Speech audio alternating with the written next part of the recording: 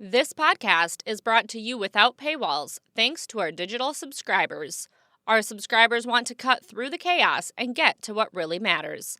If that sounds like you, visit BrainerdDispatch.com/subscribe for our introductory offer, just $6 for 6 months.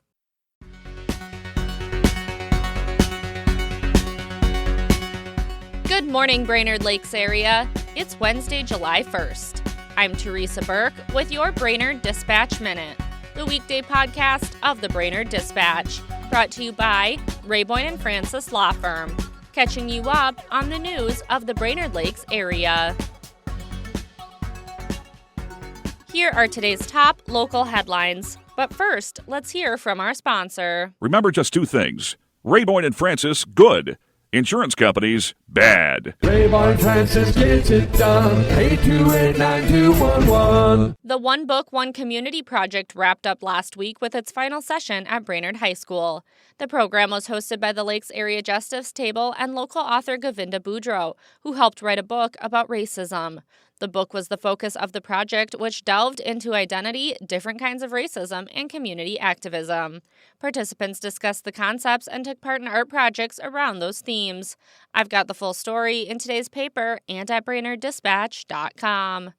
A compromise agreement between the City of Baxter and Mills Property Investments was reached regarding the special assessment from last year's Design Road and Highway 371 project. The city levied a special assessment of more than $200,000 for the property, but the owner filed an appeal in district court.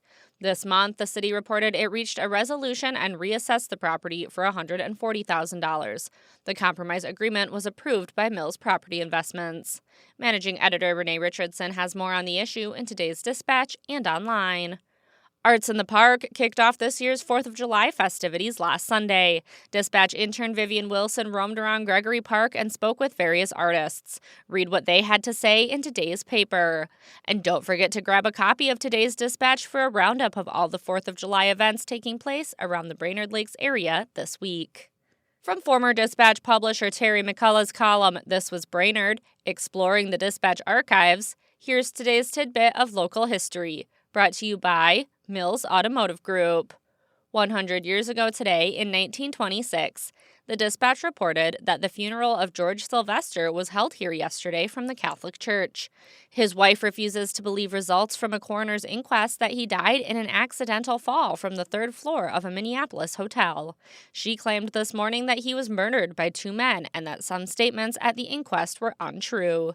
For a daily dose of This Was Brainerd, visit BrainerdDispatch.com or find McCullough's column in the newspaper or e-edition.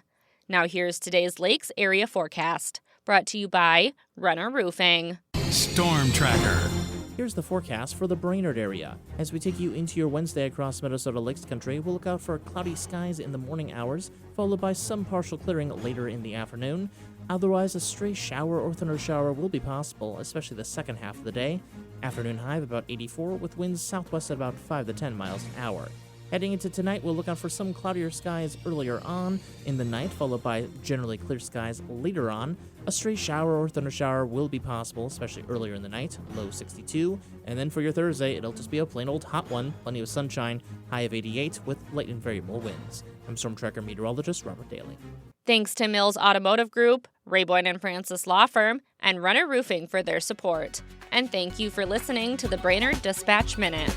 For more news throughout the day and for information on becoming a subscriber, visit BrainerdDispatch.com. Have a great day, and we'll catch you tomorrow.